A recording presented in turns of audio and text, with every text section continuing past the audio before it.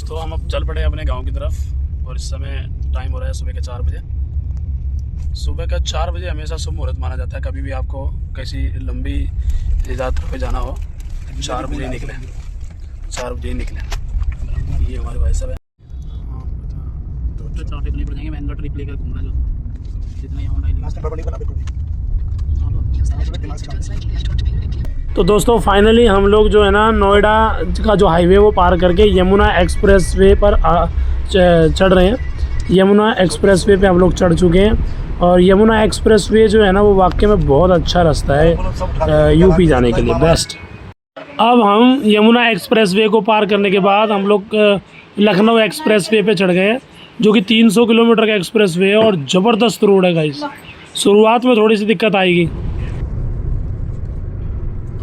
Road काफ़ी चौड़ा है और रश नहीं है बिल्कुल भी, मगर अब स्मूथनेस वैसी नहीं है जैसे 8 साल पहले इस रोड की थी। 7-8 साल पहले मैं जब आया भाई राहुल भैया को लग गया बाथरूम और हम यहाँ रुके हुए हैं हाईवे पे। दिखाना भाई, फोन दिखाना मेरा वाला।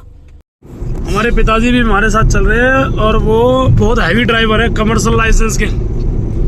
अभी पापा आप ये बताओ, ये जो सड़कों के किनारे पेड़ पौधे लगा रखे, ये क्यों लगा रखे हैं? ये इसलिए लगाए जाते हैं ताकि उधर से आने वाली गाड़ी को रात के टाइम रोशनी ना पड़े और बाई चांस किसी गाड़ी की ब्रेक फेल भी हो जाए तो गाड़ी उस साइड जाए तो टकरा के रुक जाए। यहाँ दीवार भी लगाई जा सकती है, लेकिन दीवार लगाने से क्या होगा, गाड़ी टकराएगी, ड्राइवर और गाड़ी खत्म हो जाएंगी।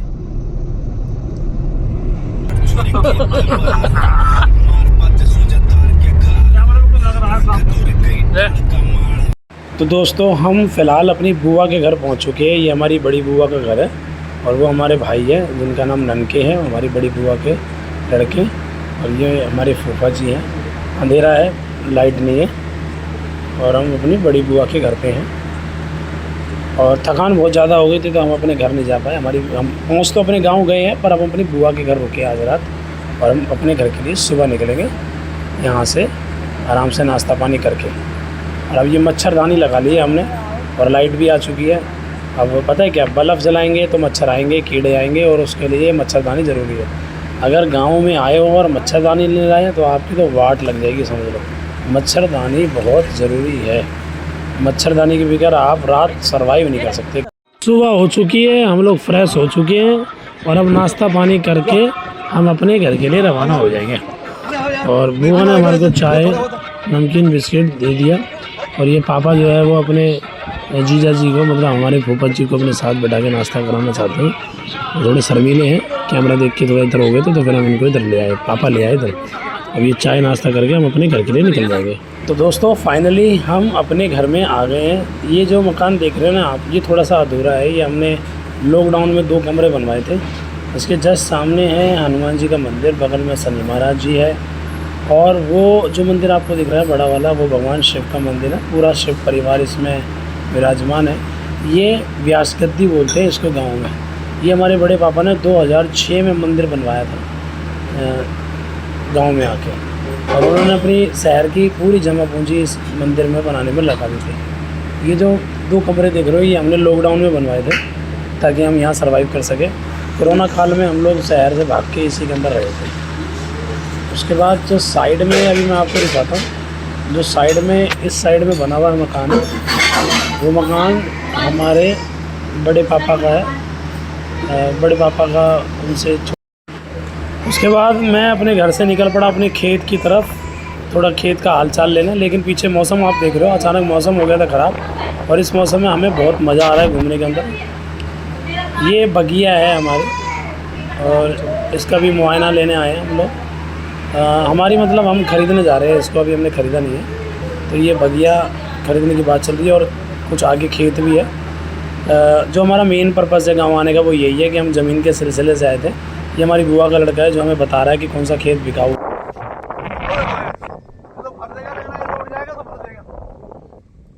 हमारा पहले का खेत है लेकिन हम अभी और ज़मीन खरीदने आए हैं।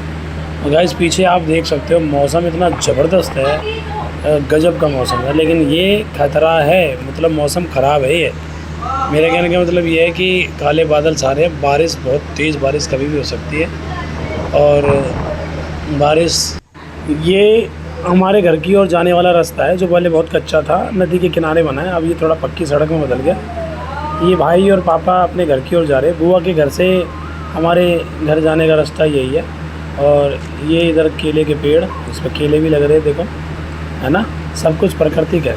उसके बाद मैंने अपनी बुआ के खेत में जाके तोड़ा गन्ना, और गन्ना टूट नहीं रहा था तो थोड़ा ताकत लगानी पड़ेगी। भाई ने मेरी मदद करी और बताया मुझे गन्ना कैसे तोड़ना है। उसके बाद मैंने गन्ना खाया और मज़ा आया। गन्ना बहुत मीठा था भाई, देसी गन्ना है, बिना किसी खाद वाद का। उसके बाद हम नदी घूमने चलने गए। नदी में जाने से पहले ये रास्ता पार करना पड़ता है, इसमें थोड़ा बहुत पानी भी है और ये थोड़ी सी एक्टिंग चल रही है। रील्स बनाने के लिए थोड़े छोटे छोटे शॉट्स लेने पड़ रहे हैं। अब हम लोग गन्ना चूसते चूसते नदी किनारे एक बाग सा बना हुआ, वहाँ आके खड़े हो गए और ठंडी हवा का आनंद ले रहे हैं। मज़ा आ रहा है। मैं 2 साल बाद गांव आया हूँ और मुझे बड़ा अच्छा लग रहा है। यहाँ बहुत हरियाली है। सही मायनों में देखा जाए ना तो शहर से ज़्यादा अच्छी ज़िंदगी गांव वालों की है बस। उसके बाद ये रील्स बनाने के लिए थोड़े से शॉर्ट ले रहा था मैं। ये जिस जहाँ में मैं चल रहा हूँ ना, ये सूखी हुई नदी है। पहले कभी यहाँ बहुत पानी हुआ करता था, ये गोमती नदी का हिस्सा है, लेकिन फ़िलहाल ये सूख गई है।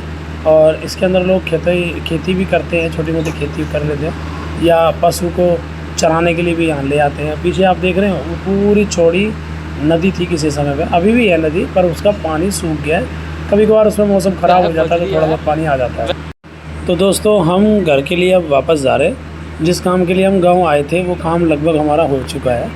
और बीच का जो शॉट था या वीडियो थी वो मैं शूट नहीं कर पाया किसी कारण की वजह से। बड़ा इन्जॉय किया गांव में, हमने शादी भी अटेंड करी, दो शादी अटेंड करी, बहुत अच्छा लगा। और हम फाइनली अपने घर की तरफ वापस जा रहे हैं। और वही घाघरा नदी का पुल जो आते समय मैंने आपको बताया था, वही पुल है। और इसी पुल से हम वापस घर की ओर जा रहे हैं और सेम रास्ता पकड़ेंगे। पहले यहाँ से हम जाएंगे फैज़ाबाद रोड पकड़ेंगे। फैज़ाबाद रोड के बाद हमें मिलेगा कानपुर एक्सप्रेसवे, जो हमें छोड़ेगा यमुना एक्सप्रेसवे पे। लेकिन रास्ते में हम कट मारेंगे। हम लोग गुरुजी के आश्रम में जाएंगे, जय गुरुदेव आश्रम जो मथुरा के अंदर है, वहाँ भी जाएंगे। तो चलो मैं जय गुरुदेव आश्रम की सैर डायरेक्टली अब आपको वहाँ की कराता हूँ।